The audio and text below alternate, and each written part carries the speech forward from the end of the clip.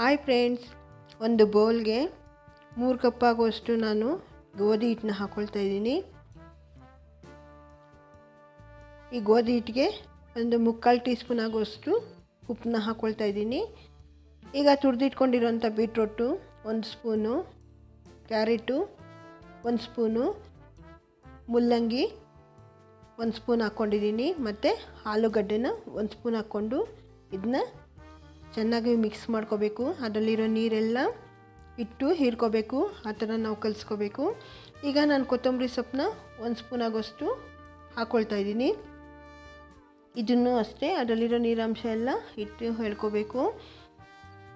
ಇದಾದಮೇಲೆ 1 tea spoon ಆಗುವಷ್ಟು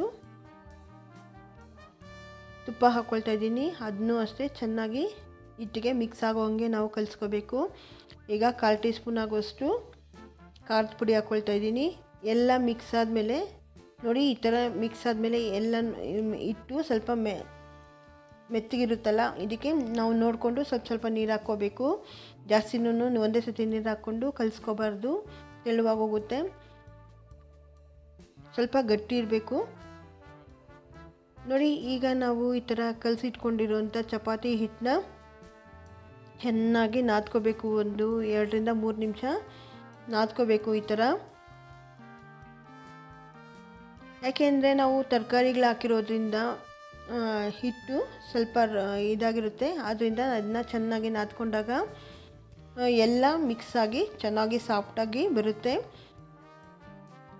ನೋಡಿ. ಈ ಥರ ಕಲಸಿಟ್ಕೊಂಡಿರೋ ಹಿಟ್ಟನ್ನ ನಾವು ಒಂದು 10 ರಿಂದ 15 ನಿಮಿಷ ಚೆನ್ನಾಗಿ ನೆನೆಯೋಕ್ಕೆ ಬಿಡಬೇಕು.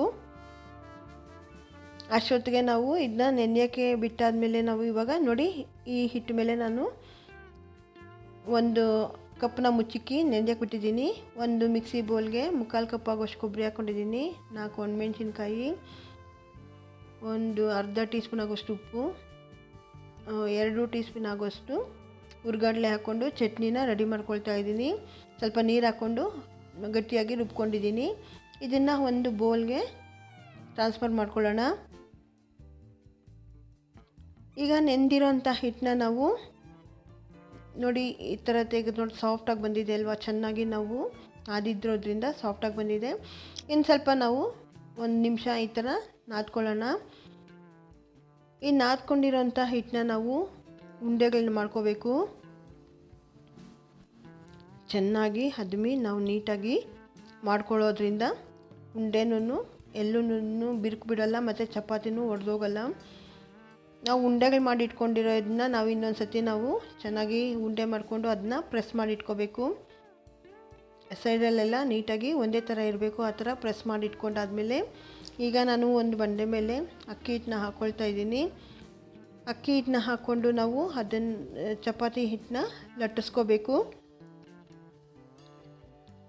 ಈ ಚಪಾತಿ ಹಿಟ್ಟನ್ನ ನಾವು ನೋಡಿ, ಅಕ್ಕಿ ಹಿಟ್ಟು ರಪ್ಪಿರೋದ್ರಿಂದ ಚಪಾತಿ ಮೆತ್ಕೊಳ್ಳೋದಿಲ್ಲ ಮತ್ತು ಕಿತ್ತೋಗೋದೂ ಇಲ್ಲ.